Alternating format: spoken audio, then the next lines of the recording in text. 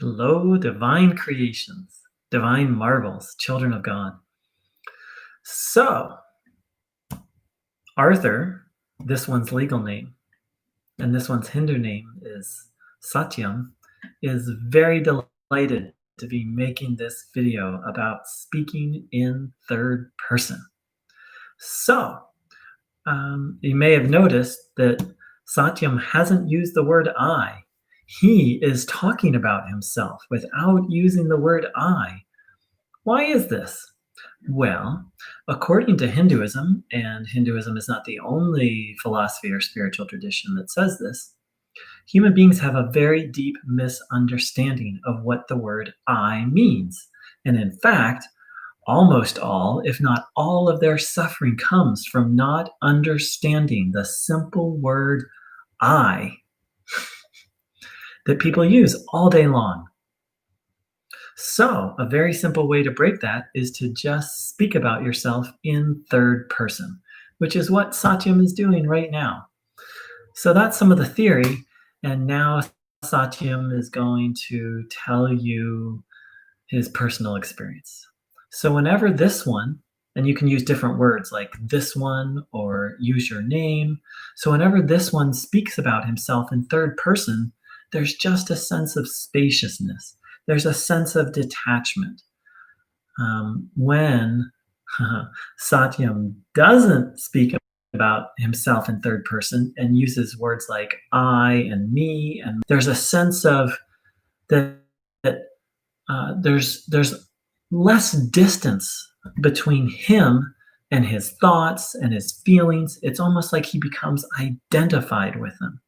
However, when Arthur uses the third person, there's a sense of spaciousness. There's this sense of, and now Arthur is going to use the word me and I. There is just this sense of me, like pure me, like I'm just this pure energy, this peace, this stillness.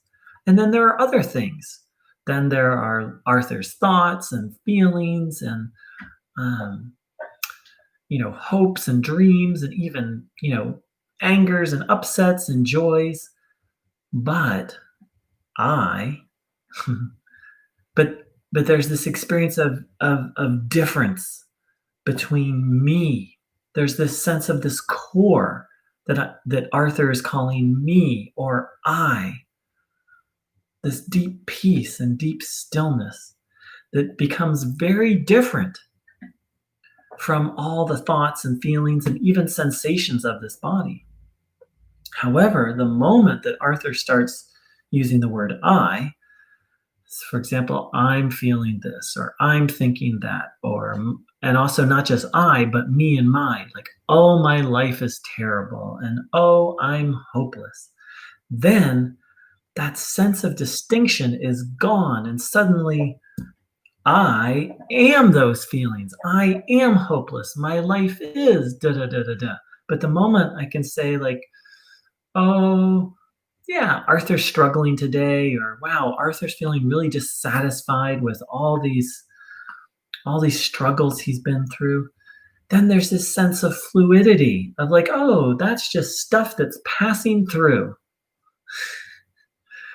Whereas when Satyam uses the word I or me or mine, it's suddenly like, it's like he feels locked into whatever he's experiencing. So I invite people out there to try to think and speak and write in third person. One experiment, one way to do this is to do journaling and just eliminate those words I, me, and my, unless you're talking about the deep, still core. Now, this is an ancient practice in the Jnana Yoga tradition. And whenever Satyam does it, he experiences immediate results. It's one of the quickest ways to shift his state of consciousness and actually shift into a state of peace. So please do try it out and let Satyam know how it goes. Namaste.